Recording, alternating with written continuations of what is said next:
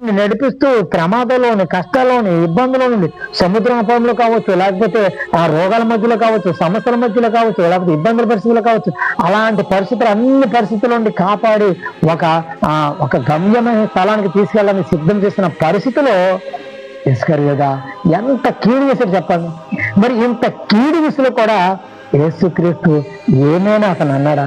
ఒక్క మాట అనలేదు. నువ్వు చేయవలసి నీ త్వరగా చేయను యోధా అన్నారు, అంతే తప్ప మరో మాట అనలేదండి ఆయన.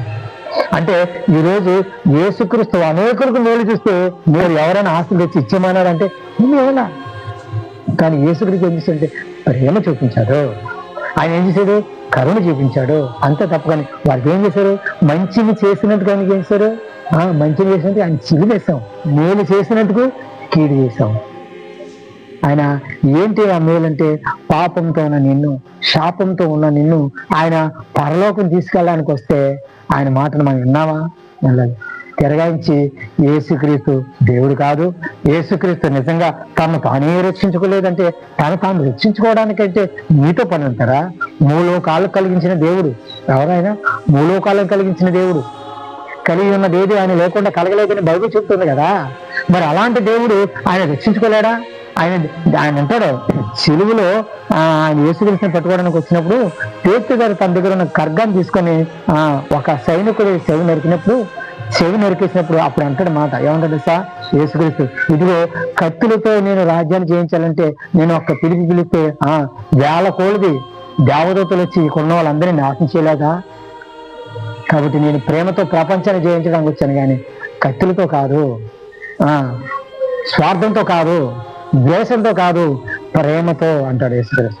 అంటే ప్రేమతో ప్రపంచాన్ని జయించడానికి ఎంతమంది కీడు చూపినా, ఎంతమంది అవమానపరిచినా, ఎంతమంది దుఃఖపెట్టినా ఆయన మేలు చేయడానికి ప్రయత్నించాడు తప్పని. అంతే కదండి, సిలువులో ఉంటూ సిలువ వేయబడుతున్న సందర్భంలో దొంగలో అందరూ ఆయన పెడుతున్న సందర్భంలో కూడా ఆయన ఏమీ మాట్లాడలేదండి. అంటాడు చివరి క్షణాలు కూడా అంటాడు, అయ్యా నువ్వు విధంగా నువ్వు దేవుని కుమారుడు నేను ఎరుగుదును, నీ రాజ్యంలోకి వచ్చిన నన్ను జ్ఞాపిస్తుంటే అక్కడ కూడా అప్పుడు దాకా తిప్పుతున్న వ్యక్తి ఆయన ప్రేమ చూపి అడిగినందుకు నేడు నీవు కూడా నాతో పరదేశంలో ఉండవని వాళ్ళు చెప్పారండి ఆ మాట. కాబట్టి నా ప్రియమైన సహోదర యేసుక్రీస్తుని ఈరోజు మీకు పరిచయం చేస్తున్నాను. ఈయన ఎలాంటి తెలుసా? ఈయన సిలువబడిన యేసుక్రీస్తు.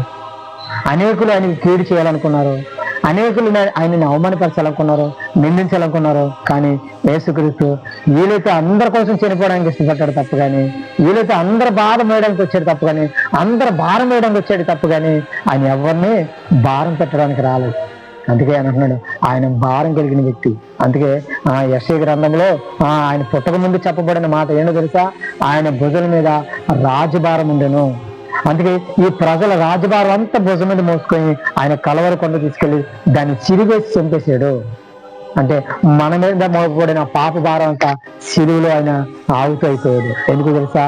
నీవు నేను యథార్థవంతులు అవడానికి, నీవు నేను పరిపూర్ణ కావడానికి, అలాంటి సత్యదేవుని మీరు అనుసరించండి, మీరు నిత్యలోకానికి వెళ్ళడానికి సిద్ధంగా ఉంది అని ఆయన మాత్రం కీర్తన చేసే వాళ్ళు మేలు చేయడానికి ప్రయత్నం చేశాడు.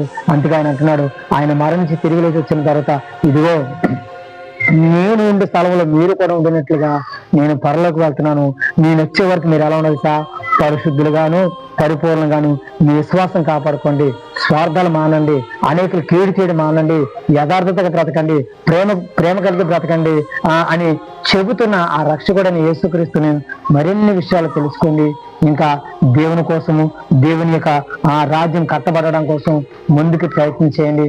దేవుడు మిమ్మలను, మీ కుటుంబాలను దేవుడు దీవించి ఆశీర్వదించును గాక.